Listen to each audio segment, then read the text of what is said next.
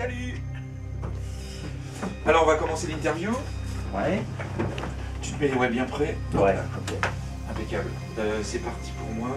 1, 2, 3, 4. Ouais. C'est voilà de la Terre au Cosmos, c'est le nouvel album, c'est Oui. ton grand retour sur cette musique, c'est ta grande passion, c'est Voilà, ça? c'est ça. La musique, je pratique depuis 30 ans, puisque j'avais 12 ans, donc on fait le calcul, plus 30, ça me donne mon âge.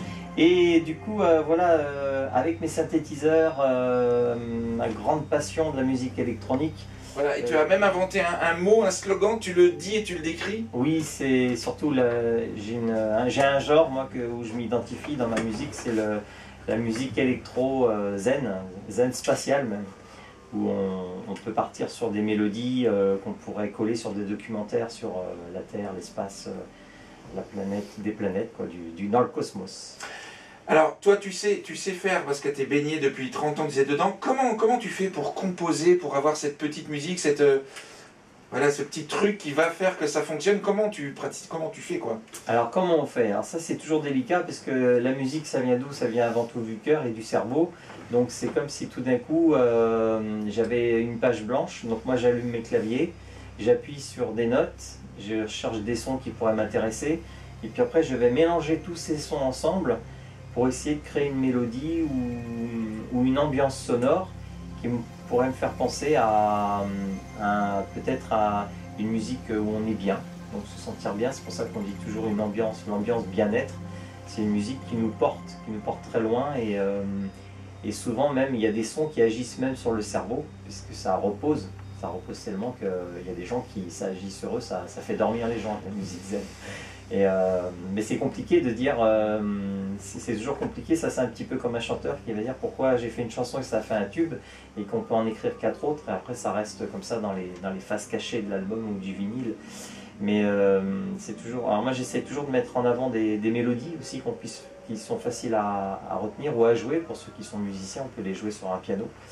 Mais c'est très complexe, d'où viennent les idées, on est peut-être aidé par des anges, je ne sais pas. La complexité, c'est qu'il faut trouver d'autres mélodies pour d'autres titres aussi.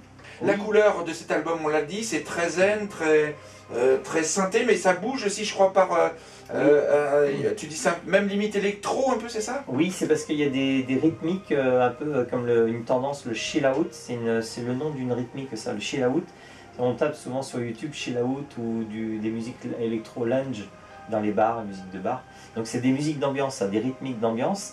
Et j'ai un titre que j'ai appelé rythmologie. Donc ça va pas forcément vite, mais c'est des rythmiques qui sont jusqu'à 90 BPM, 110 BPM. Alors le BPM c'est le battement par minute.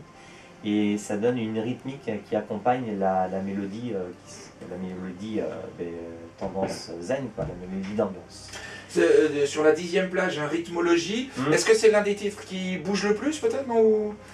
Rythmologie, j'ai aussi la parade des insectes aussi. Et en fait, puisque l'album est composé en 3 étapes, il y a les 4 premiers titres, c'est ce qui se passe sur Terre. Donc c'est pour ça que sur la pochette, j'ai de la terre avec de l'herbe et puis des insectes. Et puis après, on s'élève dans les nuages avec Everlasting Glory, Kikuama, Sampling Emotion. Et on s'en va carrément dans l'espace, c'est pour ça qu'il y a un dégradé, ça va jusqu'au fond bleu marine, avec des étoiles, puisque sur la pochette de l'album, puisqu'on part dans l'espace avec Kepler. Kepler, c'est le nom d'une planète.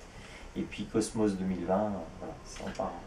La parade des insectes, tu peux la décrypter, pas cette chanson, mais ce titre-là, tu peux le décrypter, nous en dire plus sur ce titre précis? Oui, la parade des insectes, j'ai imaginé dans ma tête une mélodie où tous les insectes la nuit feraient une sorte de petite parade. Ils sont tous, t'as des scarabées, ce qu'on appelle les gendarmes, ou des grillons. Puis c'est comme s'ils se mettaient tous à danser petit à petit, on se croirait presque dans les dessins animés Pixar.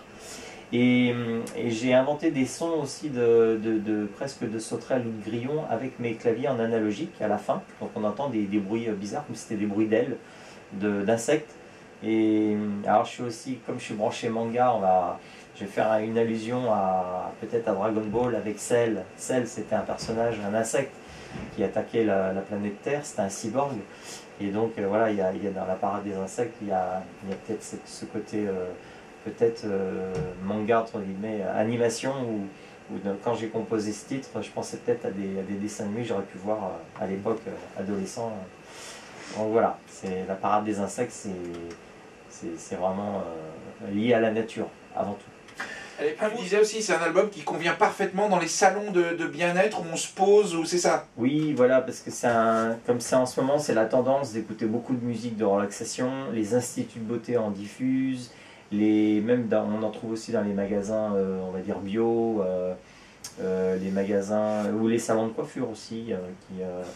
Et puis beaucoup de professeurs de yoga ou des thérapeutes dans beaucoup de domaines sur la médecine et tout ça qui écoutent ce genre de musique aussi pour les soins, pour des séances. C'est-à-dire c'est à toi aussi d'aller les voir, de proposer l'album qui pourrait leur faire plaisir. Comment vous procédez? Non, on le sait parce que c'est par rapport aux ventes dans les magasins où il y a beaucoup de personnes qui sont clients, déjà qui vont les chercher dans les espaces culturels et qui sont...